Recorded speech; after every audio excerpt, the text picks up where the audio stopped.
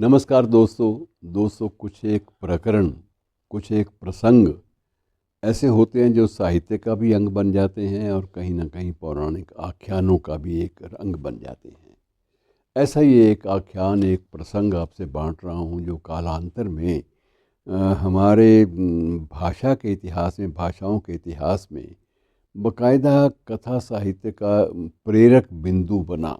और वो प्रसंग जो है वो विक्रम का है। विक्रम और बेताल, इस पर फिल्में भी बनी और धारावाहिक भी बने, और पूरा का पूरा जो प्रसंग है वो इतना रुचिकर है कि उसे छोड़ा नहीं जा सकता, उसे आपस में बांट लेना चाहिए। अब सवाल यह है कि विक्रम और बेताल का मामला क्या था। ये चीज़ देखने वाली है कि आखिर इनका क्या संबंध है जो इतनी कथाएं भी दे गई। और बेताल पच्चीसी के नाम से एक अवधारणा नए सिरे से सामने आई, जिसमें 25 कथाएं वर्णित की गई और किस ढंग से वर्णित की गई, ये देखने वाली बात है। पहले विक्रम से थोड़ा सा मिल लेते हैं। राजा विक्रमादित्य, आपने नाम सुना हुआ कि विक्रमी संवत का भी उल्लेख होता है। और उज्जैन में उनका शासन था, ये भी था कि और ये भी तय था, माना जाता था ये उनके बारे में कि राजा विक्रमादित्य को दो बातों की बड़ी उत्सुकता रहती थी। एक तो यह है कि ज्ञान, और दूसरा रोमांच। रोमांच और ज्ञान दोनों के प्रति उनका सारा ध्यान जो है वो जुटा रहता था। और वो इस क्षेत्र में, ज्ञान के क्षेत्र में और इसमें रोमांच के क्षेत्र में जुनून की हद तक, जुनूनी उनको कहा जाता था कि ये जुनूनी है, ये बंदा किसी भी सीमा तक जा सकता है। और निडर था, इसमें कोई संदेह नहीं। दृढ़ निश्चयी था, इसमें भी कोई संदेह नहीं।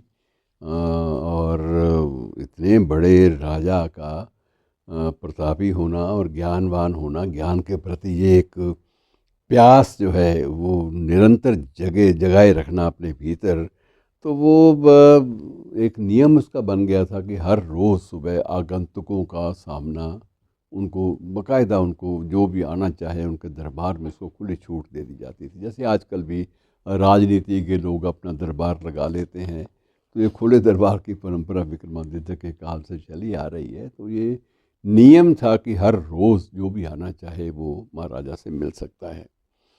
और जो भी आता, निश्चित रूप से जब राजा से मिलने आ रहे हो तो कोई उपहार लेके तो आओगे। उपहार लेकर वो बाकायदा आते। और इनमें एक भिक्षुक भी था जो अक्सर आता था। और उस भिक्षुक ने हमेशा ही, हर बार आने के बाद उसने एक फल राजा को भेंट करने का नियम बना लिया। और बदले में महाराजा की एक आदत ये भी थी कि सारे जो भी उपहार आए उसको भंडार गृह में रखो भाई, बाद में इसको देखेंगे आराम से। अब एक एक उपहार को वो उसको काट पीट कर तो देखने से रहे। और उन्होंने वो बाद में ये है कि फल लिया उससे और रख दिया। और इस तरह से रोज़ एक फल आता गया। तो एक दिन राजा की नज़र पड़ी कि ये फल जो है एक थोड़ा सा बीच में से फटा फटा सा लग रहा है।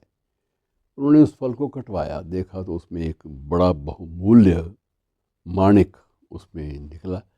चमक उसकी चारों तरफ फैल गई और महाराजा का रोमांच और ज्ञान के प्रति जो फितूर था, जो एक प्रकार से जुनून था, वो एकदम से उद्वेलित हो उठा कि ये तो बड़ी अद्भुत चीज़ है। उन्होंने दूसरा फल उठवाया, उसको भी काटा तो उसमें भी एक माणिक। और जितने भी वो फल काटे, हर बार एक माणिक। अब उनको लगा कि ये भिक्षुक कौन है, इसकी तलाश की जाए। अब भिक्षुक ने कहा था कि महाराज, आपको जब भी मेरी आवश्यकता है, मैं तो भिक्षुक हूँ, कुछ देने के लायक तो नहीं हूँ, लेकिन यहाँ परंपरा है कि राज दरबार में कि जो भी कोई उपहार देगा वो अपना नाम पता लिखवाएगा। मेरा नाम पता तो कोई विशेष नहीं है, लेकिन फलां वृक्ष के नीचे मैं बैठा रहता हूँ, तो वहाँ आकर आप मुझे जो भी कभी मेरी आवश्यकता पड़े तो मैं आपसे मिल भी लूँगा। और वो जो है, जो वृक्ष है, उसके नीचे मैं बैठता हूँ कृष्ण पक्ष के 14वें दिन। और अमावस जो है वो उस वक्त, उन दिनों में अमावस के दिन होते हैं, तो उन दिनों 14वें दिन मैं वहाँ बैठता हूँ एक वृक्ष के नीचे। और वहाँ एक बरगद का पेड़ है और वहाँ आकर आप मुझसे मिल सकते हैं।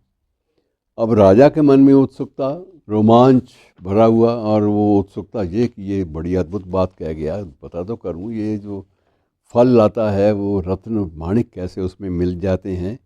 और उसके बाद वहाँ गए तो वहाँ उन्होंने आवाज़ लगाई भिक्षुक को, तो आवाज़ भिक्षुक तो सामने नहीं आया, लेकिन एक आवाज़ आई कि महाराज अगर आप मुझे मिलना ही चाहते हैं तो आप, मेरी एक शर्त है। तो महाराजा ने कहा शर्त, मैं बिल्कुल तैयार हूँ और आपसे मिलने की मेरी उत्सुकता बढ़ी हुई है। तो भिक्षुक ने कहा कि महाराज एक वहाँ मैं आपको एक उत्तरी कोने में ना एक वृक्ष है, उस वृक्ष पर एक शव लटका हुआ है बेताल का, और बेताल का जो शव है वो आप ले आएंगे तो उस वक्त आप मुझे पा सकेंगे, मैं आपसे मिलने के लिए आ जाऊंगा। और वो शव मेरे लिए इसलिए महत्वपूर्ण है कि उस शव पर मैंने बहुत सारे अनुष्ठान किए हैं, और उन अनुष्ठानों से मैं आगे भी जाकर गुप्त शक्तियां जो है वो प्राप्त कर सकता हूं। तो अगर आप वो मुझे शव ला देंगे तो मैं निश्चित रूप से आपके सामने प्रस्तुत हो जाऊंगा।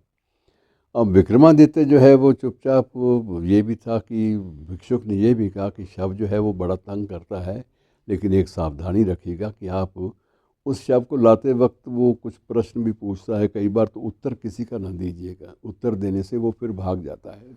बड़े मौन रूप से तो गए विक्रमादित्य, बेताल लटका हुआ है, उल्टा लटका हुआ है बेताल वृक्ष की ढाल से, वहाँ उसको उतारा, उतार के कंधे पर लादा और वापस भिक्षुक वाली दिशा में चल पड़े। अब रास्ते में उसने कहा कि, बेताल ने कहा कि महाराज मैं कुछ आपको कहानियाँ सुनाता हूँ, और लेकिन ये है कि कहानियों का जो समापन है उसका उत्तर आपको देना पड़ेगा, मेरा एक आध प्रश्न होगा तो उत्तर दे दीजिएगा। तो राजा ने सिर हिला दिया कि बोलना तो है नहीं, और बेताल अपनी कहानियाँ सुनाता, एक कहानी दो कहानी, लेकिन हर कहानी के अंत में वो एक प्रश्न पूछता कि राजा आप बड़े ज्ञानवान हो, ये बताओ कि ये कैसे हुआ, जो मैंने कहानी सुनाई है इसका ये निरूपण कैसे हुआ। तो राजा बोल उठता कि उसका ये परिणाम है। बोलते ही वो बेताल फिर भाग जाता, और फिर भाग जाके उस टहनी पर लटक जाता जाके। तो ये कहानी मित्रों अलग अलग पत्र पत्रिकाओं में बाल साहित्य का भी अंग बनी, रोमांच के साहित्य का भी अंग बनी, और 25 कहानियाँ ऐसी मिली।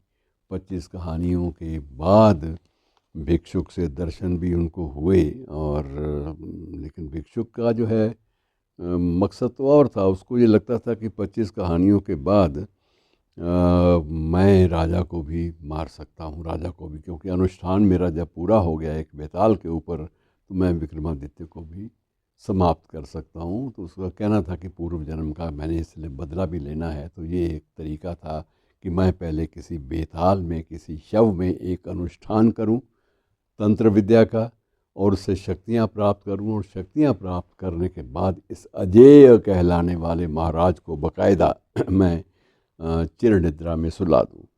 तो इस प्रकार से मित्रों कहा यही जाता है कि आखिरी कहानी के वक्त विक्रमादित्य कुछ नहीं बोले, उन्होंने लाया और सबको पटका, वहाँ पर भिक्षुक को आवाज़ दी कि आओ ले जाओ इसको।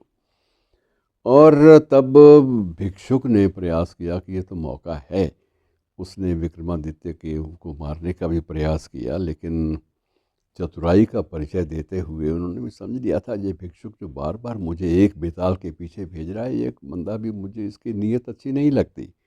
तो महाराजा विक्रमादित्य भी बड़े चतुर थे, तो चतुराई से उन्होंने अपनी आप की भी रक्षा की और सारी उसकी योजना को समाप्त किया और भिक्षुक को भी समाप्त किया। तो ये कथा, इसका उद्देश्य मित्रों ये है कि रोमांच और ज्ञान, ये एक दो चीज़ें ऐसी हैं, जब एक ललक हो, एक लिप्सा हो, एक प्यास हो ज्ञान की प्राप्ति के लिए, तो उसके लिए जो भी प्रयास हो वो रोमांच भरा हो तो और भी आनंद आता है।